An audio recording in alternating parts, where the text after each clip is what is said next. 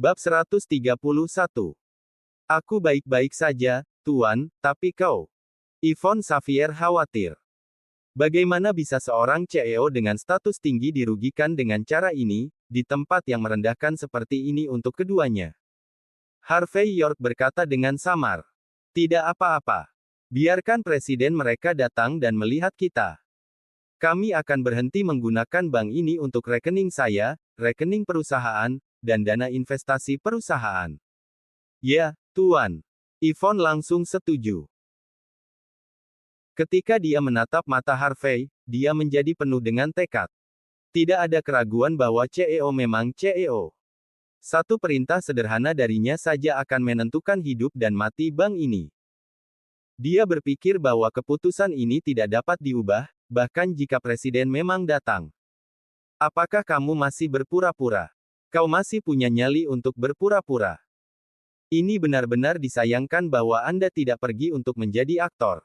Sherry Wilson mencaci. Kamu. Ambil kartunya. Atas perintahnya, salah satu penjaga keamanan dengan cepat mengambil kartu hitam Amex dari Harvey. Harvey terkekeh dingin. Dia tidak memberikan perlawanan dan hanya membiarkan mereka mengambil kartu hitam Amex. Di kantor bank, Sherry berseri-seri dengan bangga ketika dia menyerahkan kartu hitam Amex kepada kepala manajer. Kepala manajer menepuk perut birnya dan tersenyum lebar. Lil Sherry, kamu sudah tampil bagus kali ini. Anda bijaksana dan teliti, sesuai dengan sifat bisnis kami. Anda tanpa henti melindungi aset klien kami dan menjaganya tetap aman. Saya akan melaporkan hal ini kepada presiden dan pasti akan memuji Anda untuk ini. Saya yakin bahwa Anda akan dipromosikan segera. Jangan lupa orang tua ini ketika saat itu tiba. Sherry dengan hormat menjawab. Apa yang kamu bicarakan, kepala manajer? Bukankah ini praktek melindungi klien kita, pelajaran sehari-hari Anda bagi kita? Keberhasilan ini dapat dikaitkan dengan Anda juga. Kita harus mengingat hal itu ketika seseorang dari kantor pusat datang. Hahaha, tidak buruk, tidak buruk. Saya tahu bahwa Lil Sherry di sini adalah gadis yang cerdas. Jika itu yang terjadi, yakinlah saya akan mengevaluasi kinerja Anda sangat selama penilaian. Anda tidak perlu khawatir tentang bonus akhir tahun juga. Apapun yang saya dapatkan juga keuntungan Anda. Kepala manajer tertawa terbahak-bahak. Baiklah, kamu lebih baik pergi dulu. Saya akan melaporkan hal ini kepada manajemen di kantor pusat. Ya, Pak. Sherry membungkuk sedikit dan mundur dari kantor kepala manajer. Ketika dia pergi, dia mengangkat kepalanya tinggi-tinggi. Dia tidak berharap untuk menuai imbalan tersebut ketika dia hanya bertugas. Hari itu, di kantor kepala manajer dengan cepat membuat panggilan. Meskipun mereka hanya di telepon, dia mengangguk dan membungkuk saat berbicara. Presiden, ini aku. Maaf kekasaran saya untuk mengganggu Anda, tapi saya perlu melaporkan masalah yang sangat penting. Seorang telah mencuri salah satu kartu hitam Amex klien utama kami dan berusaha melakukan bisnis dengan kami di sini. Ya. Nomor kartu adalah. Tentu. Kami akan menyambut kedatangan Anda. Setelah menutup telepon, kepala manajer itu penuh dengan kebanggaan. Dia bisa memanfaatkan kesempatan ini untuk mengenal klien utama yang kekayaan bersihnya miliaran. Ini adalah saat yang tepat bagi seorang manajer bank untuk dipromosikan. Dia telah mendengar bahwa ada lowongan untuk wakil presiden di kantor pusat. Dia berharap klien utama ini akan merekomendasikannya untuk posisi itu. Kepala manajer hampir mengeluarkan air liur pada pemikiran ini. Di ruang keamanan bank, telepon kuno Harvey tiba-tiba berdering. Dia melirik ke atas dan melihat bahwa nomor itu dari nomor layanan pelanggan pribadi bank. Dia hendak mengangkat teleponnya ketika Sherry masuk dan merebutnya. Dia tidak repot-repot untuk melihat penelepon dan berkata, "Hei Anda, apakah Anda berpikir bahwa Anda berada di taman? Anda ditahan dan masih punya nyali untuk diam-diam mengangkat telepon Anda. Apa ini? Telepon kuno. Kau bajingan malang." Sherry melemparkannya dengan kekuatan yang kuat, dan telepon kuno Harvey dilemparkan ke sudut ruang keamanan. Dering telepon yang cepat berhenti tiba-tiba. Kamu sudah berlebihan. Wajah Harvey yang awalnya tidak terganggu berubah drastis, dan ekspresinya tampak mengerikan. Telepon itu adalah satu-satunya hadiah yang pernah dia terima dari Mandy Zimmer. Namun itu hancur oleh jalang ini yang memandang rendah orang lain. Bang! Harvey berdiri. Satu tendangannya mengirim meja di depannya terbang. Beraninya kau! Tanpa peringatan apapun, penjaga keamanan terdekat menyerang ke depan dengan marah dan bersiap untuk memukul Harvey dengan tongkat listriknya. Harvey bahkan tidak repot-repot melirik penjaga keamanan, dan menendangnya dari samping. Gedebuk. Penjaga keamanan dikirim terbang mundur dan menabrak sudut ruang keamanan. Dia meringis kesakitan, tidak bisa bangkit. Mata Harvey mengamuk karena marah. Tidak ada yang melihat ini datang. Anak domba jinak yang ditangkap penjaga keamanan beberapa saat yang lalu tiba-tiba berubah menjadi ganas.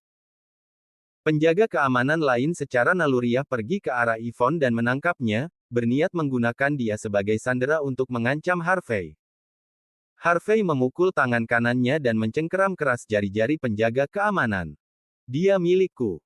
Siapa yang membiarkanmu menyentuhnya? Crack. Sebuah celah renyah berdering di udara. Harvey telah mematahkan jari penjaga keamanan. Tendang. Gedebuk. Pukulan. Gedebuk. Penjaga keamanan lainnya bergegas maju untuk menyerang Harvey. Namun, tendangan dan keterampilan bertarungnya mengirim masing-masing dan setiap dari mereka terbang ke berbagai sudut ruangan. Tak satu pun dari mereka memiliki kekuatan untuk bangkit kembali sesudahnya. Bab 132. Harvey York telah menahan diri. Selain penjaga keamanan yang mencoba menangani Yvonne Xavier, dia cukup berbelas kasih terhadap yang lain. Tubuh penjaga keamanan ini telah menjadi sangat terdistorsi, dan wajahnya terus tersentak kesakitan. Gerakan pencuri ini tiba-tiba cepat dan terampil. Meskipun para penjaga keamanan menjalani kehidupan yang dimanjakan, mereka cukup mampu dan tidak kekurangan keterampilan. Namun, mereka tidak berharap bahwa mereka akan kalah dalam pertarungan ini dengan buruk. Seri menyaksikan adegan itu terungkap dengan matanya melebar dan mulutnya terbuka. Pada saat itu, tidak ada reaksi lain yang bisa dia berikan. Jika ada sesuatu seperti obat untuk memutar kembali waktu, dia tidak akan menyambar telepon Harvey dengan pasti. Harvey tidak punya niat untuk berhenti. Dia menginjak-injak paha penjaga keamanan, mengirim pria itu berlutut pada saat itu. Dia berkata pelan. Sebagai penjaga keamanan, Anda tidak boleh memukul seorang wanita dalam keadaan apapun. Ini adalah prinsip dasar. Sebaiknya kau minta maaf. Lain kali, aku akan mengubahmu menjadi cacat hari ini. Ah! Kau bajingan. Kau tahu tempat apa ini? Kau daging mati. Penjaga keamanan ini adalah pemimpin tim kelompok dan memiliki peringkat yang cukup tinggi di dalam bank. Dia belum pernah mengalami perlakuan mengerikan seperti itu dalam hidupnya. Dia mengertakkan giginya, tidak mau menyerah begitu saja. Penonton memandang dengan ngeri. Oh! Harvey menendang, dan sebuah retakan terdengar. Paha penjaga keamanan itu patah. Matanya jatuh pada kaki yang lain berikutnya. Dia bertanya dengan dingin. Apa kau akan minta maaf? Ini, seseorang, datang. Cepat. Kirim seseorang ke sini. Seri Wilson tidak bisa menahannya lebih lama lagi. Dia segera pergi untuk membuka pintu ruang keamanan dan berteriak minta tolong. Dia menolak untuk percaya apa yang baru saja dilihatnya. Apakah tidak ada 4 atau 5 penjaga keamanan yang hadir di sana? Namun, pencuri ini telah berubah menjadi biadab. Apakah dia bosan hidup? Apakah dia tidak takut mereka akan memanggil polisi? Yvonne adalah satu-satunya orang di tempat kejadian yang tidak terpengaruh. Dia jelas tahu betapa terampilnya Cheon-nya. Jika dia tidak berada di tempat itu, Harvey akan melawan lebih cepat. Dia tidak akan menunggu sampai sekarang untuk bereaksi. Bajingan. Lepaskan pemimpin tim kami. Pada titik ini, 10 penjaga keamanan lebih mendobrak masuk. Salah satunya membawa senapan. Ketika Harvey melihat ini, dia mengunci leher pemimpin tim keamanan dengan lengannya dan menempatkan pria itu di depan untuk memblokir tubuhnya sendiri. Tolong, tembak jika Anda ingin melakukannya. Aku cukup penasaran siapa di antara kita yang akan mati. Kata-kata Harvey memicu gangguan adegan itu. Para penjaga keamanan yang berteriak-teriak tentang sebelumnya tidak berani membuat gerakan tiba-tiba. Para penjaga keamanan semua gugup dan terkejut. Mereka mengamati Harvey dari atas ke bawah, ngeri. Mereka belum pernah bertemu pencuri yang begitu mendominasi. Dia mengenakan pakaian orang miskin, tetapi dia memiliki aura yang mengintimidasi. Dia tidak tampak seperti orang biasa pada umumnya. Apakah bajingan ini benar-benar pencuri? Suasana di ruang keamanan sekarang sangat tegang. Seolah-olah udara telah berubah dingin dan suram. Hei, jangan bertindak begitu arogan. Apakah kau tidak takut kau mungkin bahkan tidak bisa berjalan keluar dari bank kami hari ini? Pemimpin tim keamanan berbicara dengan banyak kesulitan. Dia mengertakkan gigi dan melanjutkan. Jangan bilang aku tidak memberimu kesempatan. Ayah baptisku adalah presiden bank ini. Kau selesai. Presiden. Harvey tertawa ringan. Dia memiliki anak yang tidak berguna sepertimu. Sungguh kemalangan bagi keluarga. Pemimpin tim menembak Harvey dengan tatapan menghina. Apa yang kau tahu? Apakah Anda tahu berapa banyak pintu saya harus kuketuk untuk mengenal ayah baptisku? Menurutmu siapa ayah baptisku? Bahkan bos bisnis Niumhi memberikan rasa hormat mereka sepenuhnya terhadapnya. Apa yang sampah sepertimu tahu? Kau daging mati. Aku tidak peduli apakah kau benar-benar pencuri atau jika Anda adalah CEO sebuah perusahaan. Kau benar-benar hancur. Pemimpin tim tertawa dingin. Dia tidak peduli orang macam apa Harvey. Dia tidak akan membiarkan ini berlalu dengan mudah. Dia dulu seorang berandal di jalanan. Suatu hari, dia datang ke bank dan menuntut biaya perlindungan. Saat itulah ia bertemu dengan presiden. Presiden berpikir bahwa dia adalah orang yang berbakat dan membaptisnya. Catatan kriminalnya dibuat bersih saat itu. Dia menghargai sikap presiden dan mencari berbagai cara untuk menyembah ayah baptis ini. Pada saat yang sama, status ayah baptisnya telah memungkinkannya untuk menjadi sombong. Staf bank, termasuk kepala manajer, memperlakukannya dengan sopan. Dia menjadi orang yang semakin sombong dan congkak. Dia ingin membunuh Harvey untuk menangani dia. Kau pencuri. Kau selesai. Ini awalnya hanya masalah kecil, tetapi kau meniupnya di luar proporsi. Apakah kau ingin masuk penjara? Seri mengomel sambil mengertakkan giginya. Aku memerintahkanmu untuk segera meminta maaf kepada pemimpin tim kami, atau kamu adalah daging mati. Senyum acuh tak acuh muncul di wajah Harvey. Dia kemudian berkata dengan samar. Kamu beruntung aku tidak memukul wanita. Namun, aku sarankan kau tidak menguji batasku. Jika tidak, kau akan mendapatkan nasib yang lebih buruk daripada kematian. Bab 133. Boom. Pada saat itu, sekelompok orang muncul di pintu. Puluhan penjaga keamanan mengepung kepala manajer saat dia melangkah masuk dengan perut birnya. Matanya berkedut ketika dia melihat adegan kacau di depannya. Dia tidak berharap begitu banyak hal terjadi pada saat dia melakukan panggilan itu. Namun, presiden segera tiba. Dia memiliki pilar yang stabil untuk bersandar, dan dengan demikian dia sangat tenang. Hai anak kecil, awalnya kami hanya perlu mengirimmu ke kantor polisi karena mencuri kartu bank itu. Paling-paling, kau hanya perlu bertahan beberapa hari di penjara. Kepala manajer berkata, sambil tersenyum gembira. Sekarang ini telah terjadi, aku khawatir hal-hal tidak akan begitu sederhana untukmu lagi. Harvey York mengangkat kepalanya dan mendongak sambil tersenyum. Apakah kau sudah datang, Tuan Kepala Manajer? Aku punya pertanyaan untukmu. Apakah kau tidak takut bahwa kau tidak akan mencapai apapun yang ada dalam pikiranmu?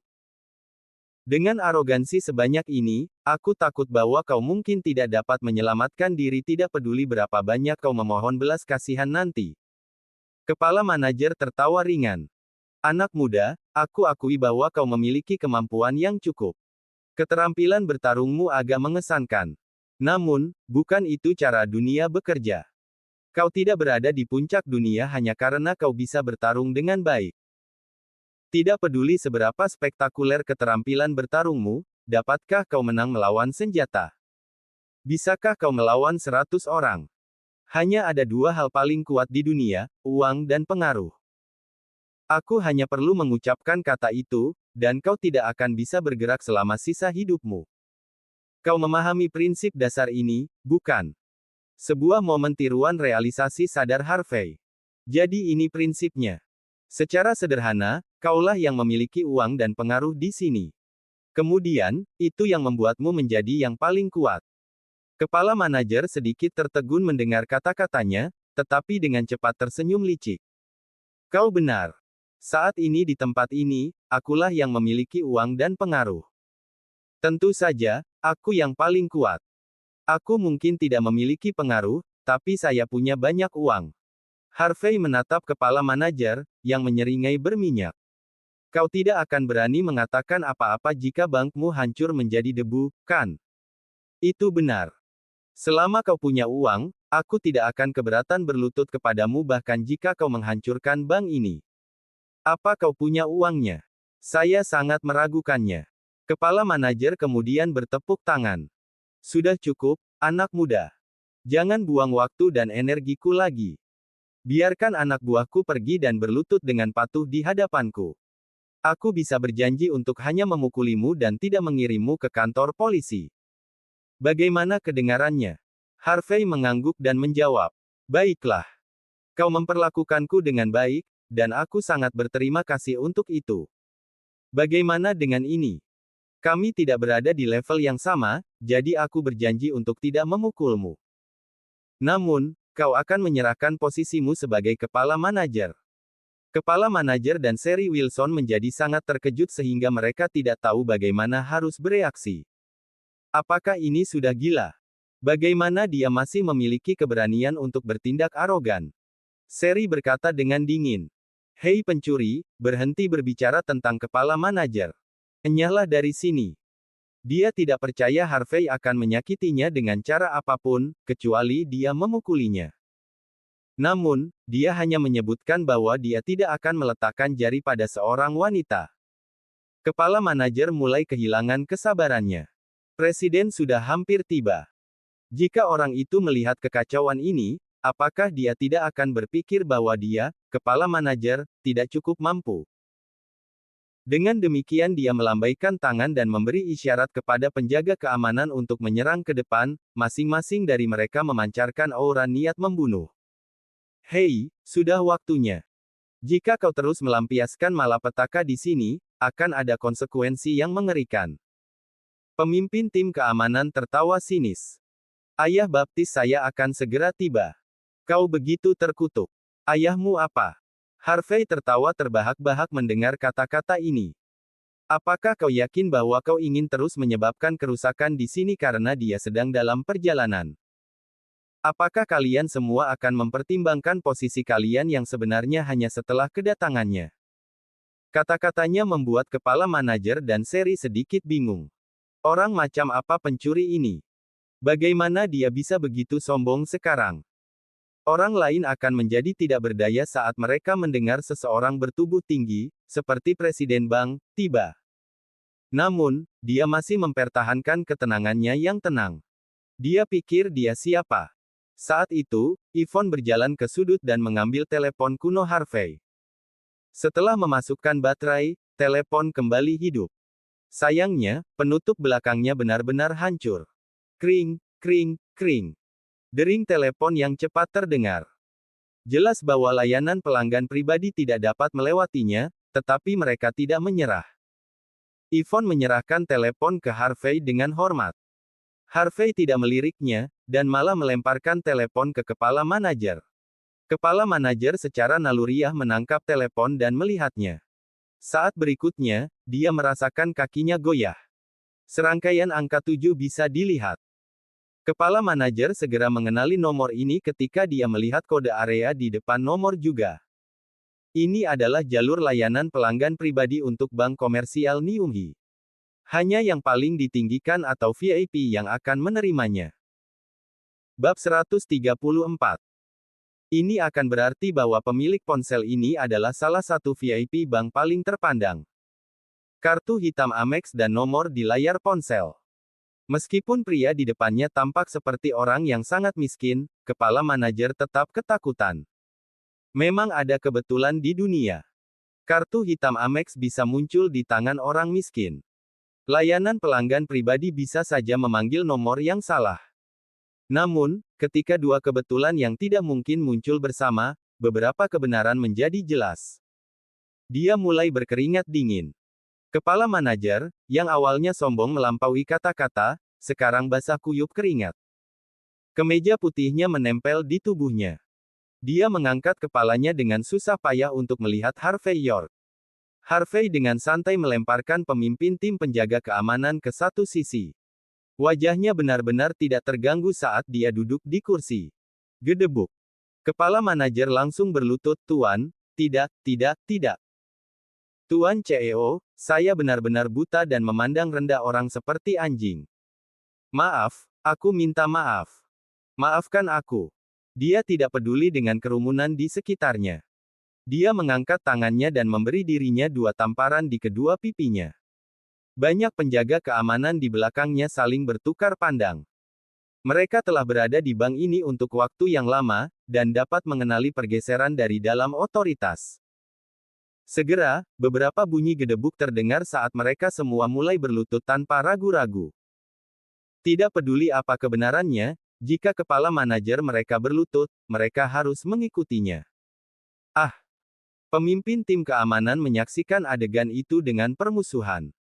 Sok terpampang di seluruh wajahnya. Kepala manajer, mengapa Anda berlutut di depan pencuri ini? Apa yang kau lakukan? Suruh seseorang mematahkan kakinya untuk membalaskan dendamku. Apa yang terjadi? Mata Seri Wilson lebar, dan dia tidak bisa memahami indranya. Kebingungan memutar wajahnya. Kepala manajer adalah orang yang sangat sombong, jadi bagaimana dia bisa tiba-tiba berlutut dengan cara yang patuh? Bang! Pada saat ini, pintu ruang keamanan terbuka dengan menindas. Puluhan orang kuat dan tabah menyerbu masuk. Udara cukup menakutkan. Di antara kelompok itu ada seorang pria parubaya yang mengenakan setelan hitam, kehadirannya memancarkan aura yang sangat indah. Matanya menjelajahi ruangan saat dia masuk. Ketika dia melihat Harvey tidak terluka, dia menghela nafas lega. Dia tidak melirik pada penjaga keamanan yang tersebar di seluruh lantai. CEO York, suatu kehormatan akhirnya bertemu denganmu. Siapa yang tahu kita akan bertemu hari ini? Saya benar-benar minta maaf karena tidak membayar panggilan kehormatan lebih cepat. Presiden Bank Komersial Niumhi, Dawson Robbins, membungkuk sedikit. Penyesalan mewarnai wajahnya. Saya minta maaf atas nama Bank Komersial Niumhi. Dawson Robbins benar-benar lega ketika dia melihat bahwa Harvey tidak terluka. Akun pria misterius ini memiliki aset bernilai puluhan miliar atas namanya. Dia selalu ingin melihat Harvey, tetapi takdir tidak berpihak padanya. Dia tidak menyangka bahwa mereka akan bertemu hari ini dalam keadaan seperti ini. Penonton melihat bahwa Dawson sangat sopan, sampai-sampai dia membungkuk untuk meminta maaf. Bahkan kepala manajer pun melakukan hal yang sama. Mereka merasakan perasaan takjub yang tak terlukiskan dan bisa mendengar ledakan ketidakpercayaan meledak di kepala mereka. Presiden Dawson, yang tidak pernah tampil di depan orang lain, memperlakukan pria ini dengan sangat hormat. Para penonton menjadi sangat gelisah dengan pemandangan ini. Mereka tidak bisa mengerti apa yang terjadi. Bahkan jika brengsek ini benar-benar VIP terpandang, pasti statusnya tidak bisa menyebabkan Presiden Robbins menjadi sederhana ini. Ini adalah bos terkemuka yang memiliki banyak orang dari Niumhi mendekatinya untuk pinjaman dan uang investasi. Namun, bajingan yang malang ini bisa dengan santai memanggil rasa hormat dan kekagumannya. Tidak mengherankan bahwa bajingan ini telah mempertahankan ketenangannya sepanjang waktu. Dia tidak bermain pura-pura. Dia memang memiliki kekuatan, tapi dia tetap low profile. Seri merasakan penglihatannya berangsur-angsur berubah menjadi gelap gulita. Dia tahu bahwa dia dalam masalah besar. Tidak ada lagi penilaian, promosi, dan bonus akhir tahun untuk dipertimbangkan. Dia bahkan tidak yakin apakah dia bisa mempertahankan pekerjaannya saat ini. Pada saat itu, dia diliputi frustrasi dan ketidakpuasan. Bajingan ini tampak miskin. Yang dia miliki hanyalah uang kotor. Dia hanya orang kaya baru, paling banyak. Mengapa dia dengan santai mendapatkan rasa hormat dari presiden? Ekspresi pemimpin tim keamanan juga berubah drastis. Ini adalah ayah baptisnya yang tidak pernah menyembunyikan pikiran dan perasaannya terhadap orang lain. Bahkan ketika orang-orang datang dari ibu kota, ayah baptisnya tidak memperhatikan mereka. Karena hubungannya dengan ayah baptisnya, banyak kepala keluarga yang sopan terhadapnya setiap kali mereka bertemu dengannya. Namun, apa yang terjadi dengan ayah baptisnya? Bagaimana ini bisa terjadi? CEO York, bisakah kita berdiskusi di tempat lain? Dawson mencoba tersenyum pada Harvey. Tempat ini tidak terlalu tepat. Tempat lain. Aku takut kita tidak bisa melakukan itu. Harvey tertawa samar. Saat ini saya seorang pencuri dan penipu. Saya telah ditahan di ruang keamanan ini dan saya akan dikirim ke kantor polisi. Saya perlu menyelesaikan masalah yang ada sebelum kita dapat melanjutkan untuk membahas hal-hal lain. Ini adalah pencuri yang mencuri kartu hitam Amex yang kamu bicarakan sebelumnya. Dawson tiba-tiba berbalik untuk menatap kepala manajer yang berlutut. Bab 135. Kepala manajer dengan cepat menjawab. Presiden, saya tidak melakukan itu dengan sengaja. Aku hanya mencoba untuk melindungi aset klien kami. Bagaimana saya tahu bahwa VIP terpandang pribadi akan datang ke meja depan untuk menangani masalah sendiri? Saya pikir seseorang telah mencuri kartunya. Dawson Robin memegang wajah yang gelap. Dia berjalan mendekat dan menendang kepala manajer di dada, dan kemudian kembali ke Harvey sambil tersenyum. Tuan York, lihat. Bawahan saya ini hanya membuat kekacauan karena niat baik. Bisakah Anda murah hati dan tidak memperhatikan masalah ini? Bukan masalah besar. Harvey York mengangkat bahu. Selalu ada pengganggu yang bangga seperti ini. Namun, saya masih ingin mencari keadilan atas apa yang telah terjadi. Presiden, bisakah kau membantuku? Katakan saja dan saya akan hadir untuk itu sepenuh hati, selama dalam kekuasaan saya untuk melakukannya. Wajah Dawson sungguh-sungguh. Itu adalah kabar baik bahwa klien utama seperti itu bersedia melakukan permintaan. Ini berarti bahwa dia telah memilih untuk tidak menghitung masalah ini dan membiarkan masa lalu berlalu. Seandainya Harvey tidak meminta bantuan, dia akan cukup gelisah. Ini bukan masalah besar, sungguh. Saya hanya merasa bahwa sebagai klien, saya harus mencari tempat lain dengan perawatan yang lebih baik untuk menjalankan bisnis saya. Sekretaris saya akan membantu saya memindahkan semua perusahaan saya dan aset pribadi keluar dari sini dalam sekejap. Saya harap Anda bisa bermurah hati dan membantu saya dengan masalah kecil ini. Harvey tersenyum berseri-seri. Tentunya, itu tidak akan menjadi masalah. Hanya tanda tangan yang bisa digunakan. Namun, Dawson melihat penglihatannya menjadi hitam. Dia hampir pingsan setelah mendengar kata-kata itu. Kantor kepala manajer untuk sementara diambil alih. Harvey disambut dengan hormat dan sopan. Dia dengan santai duduk di sofa saat Yvonne Xavier membuatkannya teh. Dia menikmati minuman di tangannya perlahan-lahan. Duduk di seberangnya adalah Dawson, rasa malu tertulis di seluruh wajahnya. Dia tidak yakin harus mulai dari mana. Tuan York, bisakah Anda mengizinkan bank kami untuk membantu menangani rekening luar negeri Anda selama beberapa tahun ke depan? Kami akan bekerja keras dan memberikan pelayanan terbaik kami. Bisakah Anda memberi kami kesempatan lain? Dawson bertanya dengan susah payah. Harvey terkejut. Dia bertanya. Presiden, saya tidak mengerti apa yang Anda katakan. Apakah saya tidak memberi Anda cukup kesempatan? Saya memiliki orang-orang yang mengarahkan senjata mereka ke kepala saya ketika saya tidak bersalah. Sekretaris saya dan saya ditahan di ruang keamanan bertentangan dengan keinginan kami dan tanpa mengikuti prosedur yang tepat. Jika bukan karena beberapa tahun pelatihan saya untuk membela diri, saya mungkin telah dipukuli sampai ke tanah sekarang. Tidakkah Anda berpikir bahwa saya telah memberi Anda kesempatan dengan tidak mengambil hati semua ini dalam keadaan seperti ini? Apakah Anda mengharapkan saya untuk berlutut dan meminta maaf kepada Anda, juga? Anda bercanda. Keringat dingin menetes tanpa henti dari kepala Dawson. CEO York, jangan bicara tentang bisnis dulu.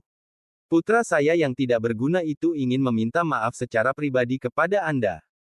Apakah itu baik-baik saja dengan Anda? Harvey tertawa sinis.